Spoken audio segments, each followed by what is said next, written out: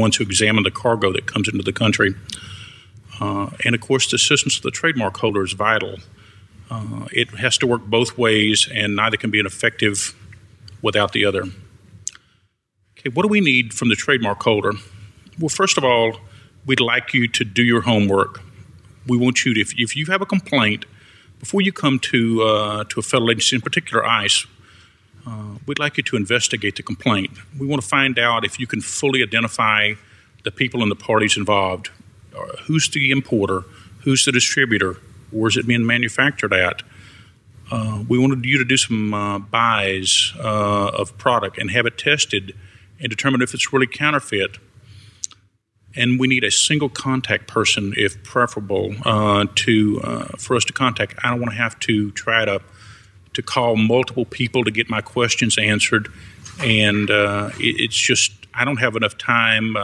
The group that I supervise, and in general throughout our agency, are very small. There's probably not over 100 agents nationwide, and in my group, less than 8 people that investigate these kind of crimes, and we have 25 or 30 investigations in various stages at one time. So you can see that what we need to do is try to prioritize our time, and you can greatly assist us if you keep one contact point.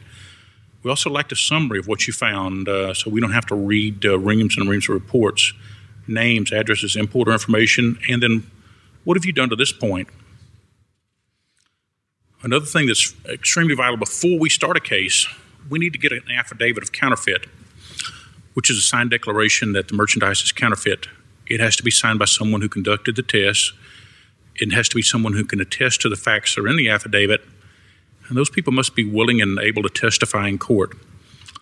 I'm going to harp on this for a second because we just finished a big trial in Texas, in Houston, on counterfeit pharmaceuticals, and one of the trademark holders sent a chemist over to testify about their product.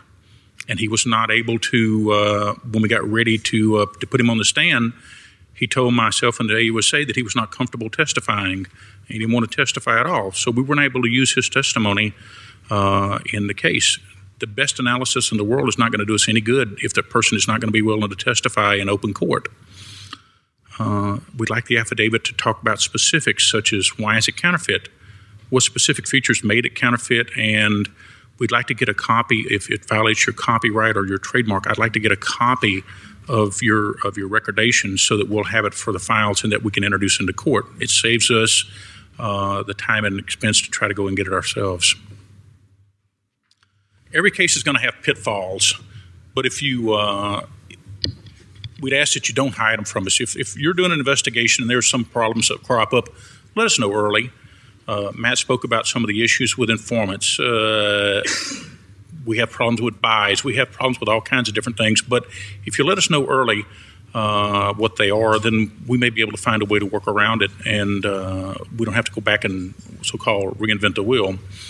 Another thing we'd ask is don't shop around. Don't go to a different agency. If you come to ICE, then stay with our office.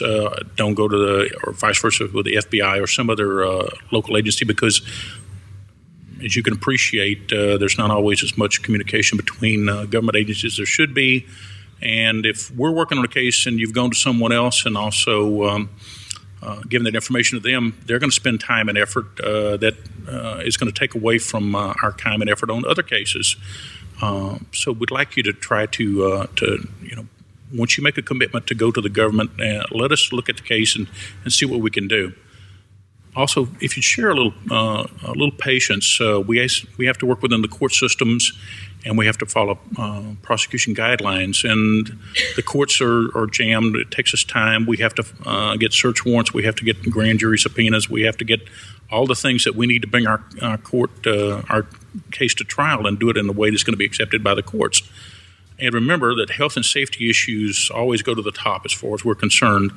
It's not that, as Matt said, it's not that the luxury goods are not important or some of the other things are not important, and certainly we work those cases, but if things like counterfeit pharmaceuticals, health and safety issues where we may have people dying, those things are going to take a precedence in the courts, and they're going to take an issue with our agency as well.